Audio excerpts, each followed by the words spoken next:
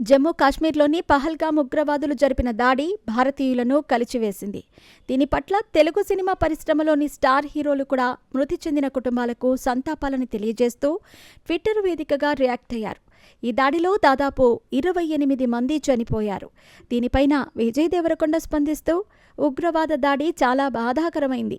2 సంవత్సరాల క్రితం ఒక మూవీ షూటింగ్ కోసం పహల్గాం వెళ్లిన నేను అక్కడి ప్రజల స్వచ్ఛమైన నవ్వుల మధ్య నా పుట్టినరోజు వేడుకని పహల్గాంలోనే జరుపుకున్నాను. స్థానికంగా ఉండే కాశ్మీరీ స్నేహితులు నన్ను బాగా చూసుకున్నారు. కానీ ఇప్పుడు ఆ ప్రాంతంలో జరిగిన సంఘటనతో నా హృదయం పగిలిపోయింది. సైనిక దుస్తుల్లో ఉగ్రవాదులు వచ్చి కాల్పులు జరపటం సిగ్గుచేటు అని రియాక్ట్ అయ్యారు. తనతో పాటు చాలామంది సెలబ్రిటీస్ కూడా ఈ విషయంపై స్పందించారు. తాజాగా ప్రముఖ యూట్యూబర్, ప్రపంచ యాత్రికుడు నా అన్వేషణ కూడా దీని మీద రియాక్ట్ అవుతూ సంచలన వ్యాఖ్యలు చేశాడు.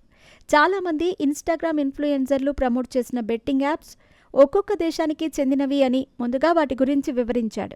ముందుగా దిల్సే మెహబూబ్ 2 కోట్లు ఖర్చు పెట్టి ఒక యూట్యూబ్ వీడియో చేయటానికి 4 దేశాలు వెళ్లాడు. వాడికి అంత డబ్బు ఎక్కడి నుంచి వచ్చింది? వాడు చూస్తే మటన్ కొట్టు మస్తాన్ రావు గారి కొడుకు. తిండికి ఠికానా లేని వేదవకి 2 కోట్లు ఎలా వచ్చాయి? ఆ అబ్బాయి ముస్లిం, ఒక సినిమా తీశాడు, 4-5 రెస్టారెంట్లు పెట్టాడు.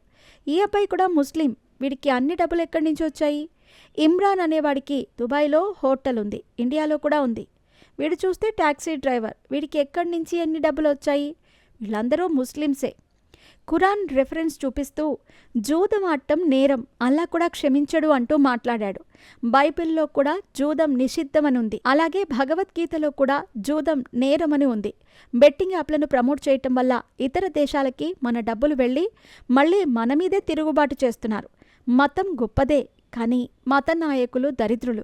ఖురాన్ నమ్ముకొని నిజంగా డెవలప్ అయిన కంట్రీస్ కూడా ఉన్నాయి.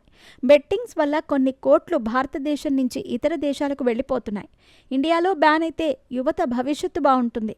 మీరు కూడా బాధ్యత తీసుకుని నో టు బెట్టింగ్ యాప్ అని పోరాడాలి అంటూ అన్వేష్ చాలా విషయాలను చెప్పుకొచ్చాడు.